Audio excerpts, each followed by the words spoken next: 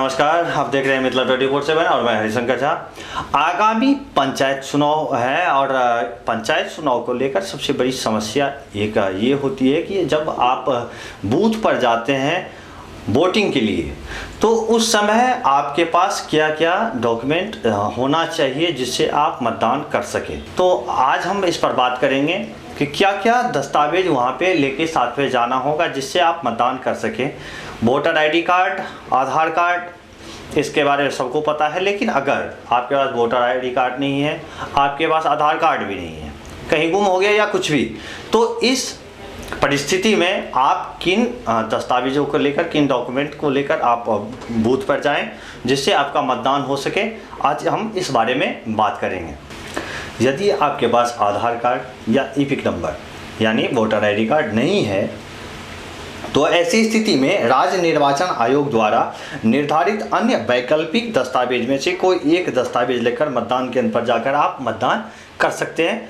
और वो वैकल्पिक दस्तावेज क्या क्या है ये जानने के लिए आप इस लिस्ट को देख सकते हैं और इसमें जो है राज्य निर्वाचन आयोग द्वारा क्या क्या बताया गया है कि किन किन दस्तावेजों को लेकर आप जाकर मतदान कर सकते हैं। सबसे पहला जो आवश्यक दस्तावेज है, वैकल्पिक दस्तावेज है, वो ये है कि स्वास्थ्य बीमा स्मार्ट कार्ड। स्वास्थ्य बीमा स्मार्ट कार्ड अगर आपके पास है तो वो ले जाकर आप दिखाकर वहाँ पे मतदान कर सकते हैं। दूसरा, फोटोयुक्त पेंशन दस्तावेज।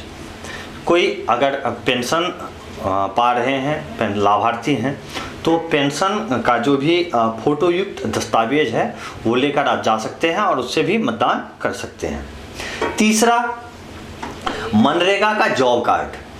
मनरेगा का जॉब कार्ड जिन जिन के पास है, अगर उनके पास आधार कार्ड या वोटर आईडी कार्ड नहीं है तो आप उसका भी उपयोग कर सकते हैं मतदान के लिए।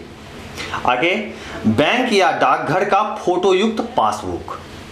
बैंक कोई भी हो और डाकघर, इसका जिसमें फोटो लगा हुआ हो आपका, वो पासबुक आप लेकर जा सकते हैं और उससे भी आप मतदान कर सकते हैं।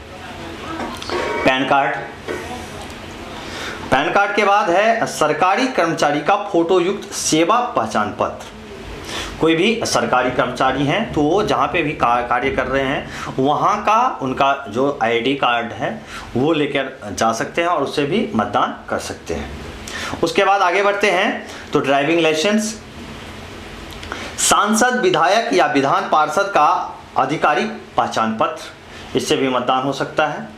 स्वतंत्रता सेनानी जो हैं उनका स्वतंत्रता सेनानी का फोटो पहचान पत्र जो बनता है वो लेकर जा सकते हैं और मतदान कर सकते हैं।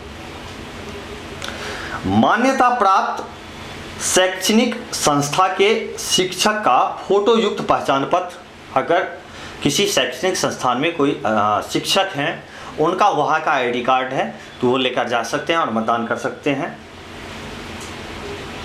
विद्यार्थी का फोटोयुक्त पहचान पत्र, कोई छात्र हैं, छात्राएं हैं, उनका अगर पहचान पत्र स्कूल या कॉलेज से बना हुआ है वो लेकर भी जा सकते हैं और उससे भी मतदान कर सकते हैं।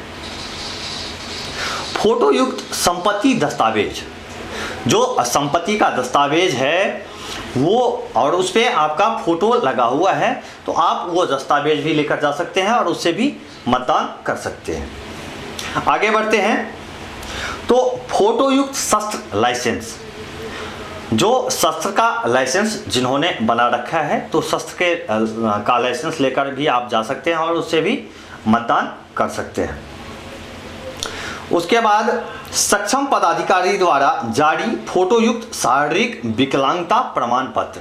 अगर कोई दिव्यांग व्यक्ति हैं और वो मतदान करने के लिए जाते हैं तो उनका जो प्रमाण पत्र, विकलांगता प्रमाण पत्र जो बना हुआ है उनका, वो लेकर जाएं और उससे भी वो मतदान कर सकते हैं। उसके बाद राष्ट्रीय जनसंख्या रजिस्टर एनपीआर के अंतर्गत भारत के महापंजीयक आरजीआई द्वारा जारी स्मार्ट कार्ड वो लेकर जा सकते हैं और उससे भी आप मतदान कर सकते हैं। और आखिरी में पासपोर्ट से भी आप मतदान कर सकते हैं। तो ये आज जो हमने आपको जानकारी दिया है ये कि आगे जो मतदान है उसमें अगर किसी के पास आधार या ईपिक नंबर यानी कि वोटर आईडी कार्ड, ये दोनों चीज़ नहीं है तो उसके वैकल्पिक तौर पर आप किन दस्तावेजों का प्रयोग कर सकते हैं मतदान करने के लिए। ये जानकारी आपको कैसी लगी कमेंट बॉक्स में ज़रूर लिख के बताएं। कुछ नई जानकारियों के साथ एक बार पुनः आप सभी के बीच उपस्थित होऊंगा। तब तक देखते रहिए मिथिला 24/7।